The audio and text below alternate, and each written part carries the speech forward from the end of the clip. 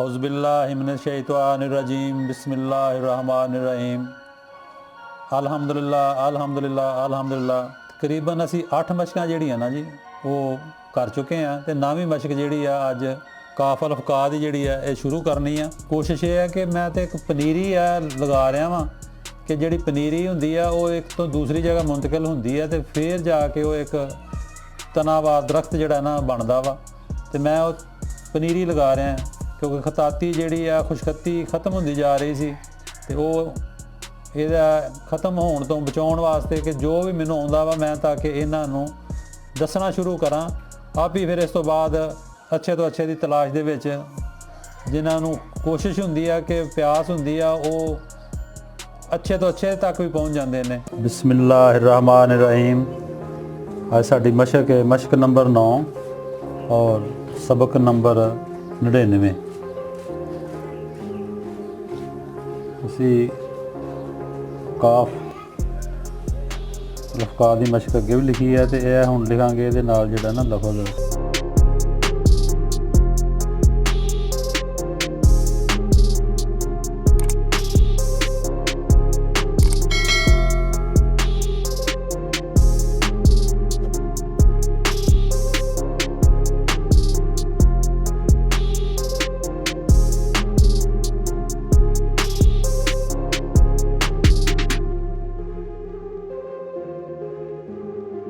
अगे काफ असी लिखिया जी डंडे वाला अलफ वाला काफ। हुण असी लिखांगे काफ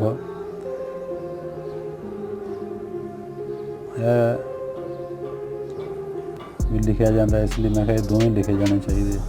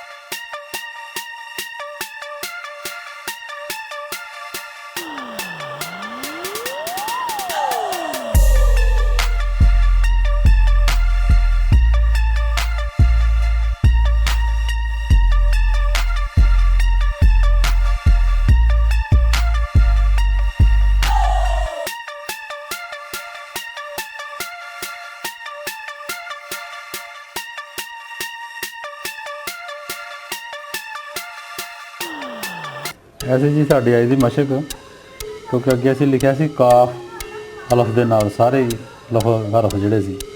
ਹੁਣ ਅਸੀਂ ਇਹਨੂੰ ਦੂਸਰੀ ਮਸ਼ਕ ਬਣਾ ਕੇ ਇਹਨੂੰ ਇਹ ਕਾਫ ਜਿਹੜਾ ਨਾ ਟੁੰਡੇ ਵਾਲਾ ਇਹ ਬਣਾਇਆ ਵਾ। ਹਰ ਹਰਫ ਜਿਹੜਾ ਨਾ ਇਹਦੇ ਵਿੱਚ ਇਹਦੇ ਨਾਲ ਲਿਖਿਆ ਜਾਂਦਾ ਵਾ। ਸਵਾਏ ਕਿ ਕਾਫ ਹਲਫ ਕਾ ਔਰ ਕਾਫ ਲਮ ਕਲ, ਇਹ ਉਸੇ ਤਰੀਕੇ ਨਾਲ ਲਿਖੇ ਜਾਂਦੇ ਨੇ, ਬਾਕੀ ਇਹ ਇਸ ਤਰੀਕੇ ਨਾਲ ਲਿਖੇ ਜਾਂਦੇ ਨੇ।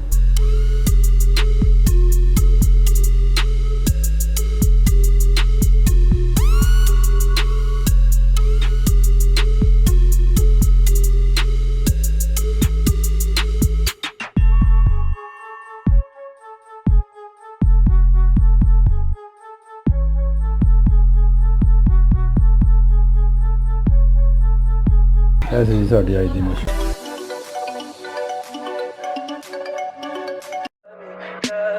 Tell me pretty lies, look me in the face, tell me that you love me.